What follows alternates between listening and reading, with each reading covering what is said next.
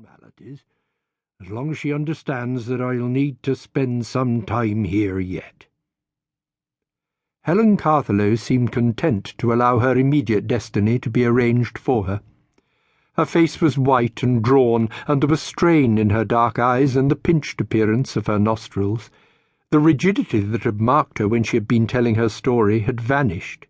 She looked small and lonely and very pathetic.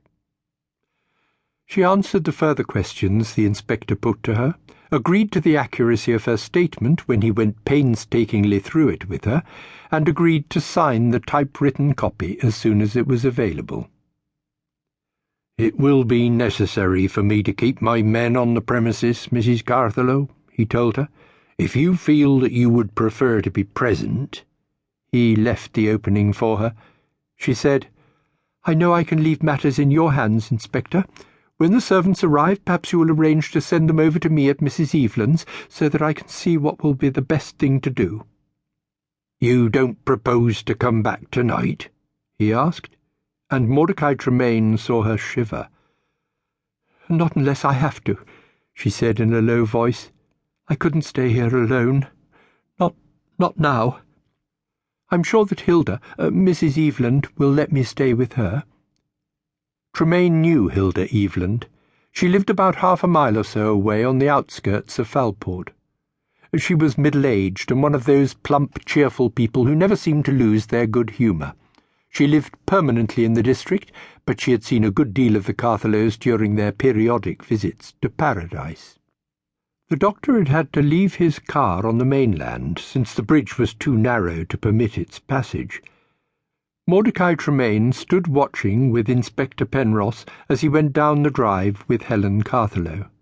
She stumbled once, and he saw Corbyn's hand go out to help her. "Going over that bridge is the only way of getting to this place, isn't it?" Penross asked.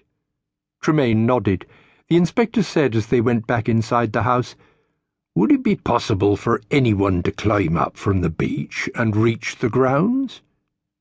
"I don't think so. The cliff is too sheer for that." "Did you see anyone else about when you went in with Mrs. Carthallow?" "No." It was a worried sound. Penross frowned. "I think," he said, "we'll take another look around."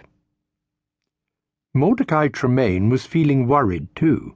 He was remembering how Helen Carthallow had gone up the cliff path ahead of him, and how she had looked about her when she reached the top, as though she had half expected to find someone there. But he didn't mention that fact. He felt that at this stage it would only serve to introduce an unnecessary complication. Penross went back into the study where Adrian Carthallow's body lay. "The photographers and fingerprint people ought to be here soon," he said. "They've got to come from Wadstow.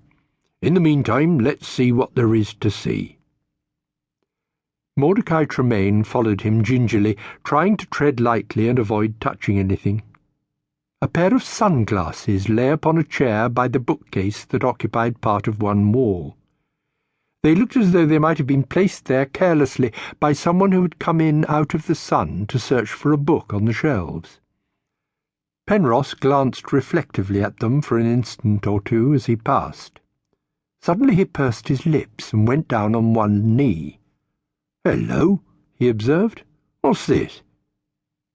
Tremaine looked over his shoulder at the metal object lying on the floorboards between the edge of the carpet and the skirting.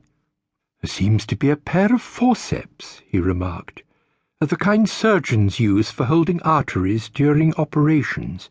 The Spencer Wells type, I think they call them." "Funny sort of thing for an artist to have," Penross said. He peered at them. Several tiny slivers of wood were adhering to the serrations, but otherwise they seemed to be unmarked. "No sign of blood on them, anyway." They left the study, and the inspector carried out a brief tour of the house. The place was not large, but it was expensively furnished. "Must have spent a small fortune on it," Penross mused, as they glanced into the beautifully fitted bathroom adjoining the main bedroom. "Nice to be able to paint pictures that bring in that much money." There was no sign of anything to arouse